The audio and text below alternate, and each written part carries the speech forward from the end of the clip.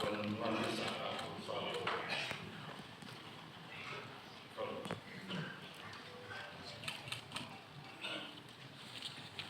เจริญพรบรรดาธรรม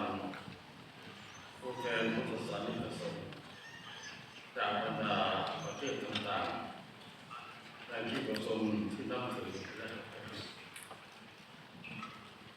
นับเป็นเกียรติและความปลื้มปิติที่ดีอย่างยิ่งของข้าพเจ้าก็ด้วยกำลังสนก็เพื่อองค์การพุทธศาสนาสัมพันธ์แห่งสปป.ลาวที่ได้เข้าร่วมเฉลิมฉลองวันวิสาขบูชาสามพรรษาปีพุทธศักราช2518นี้ซึ่งไกลถึงที่นครโฮจิมินห์สาธารณรัฐ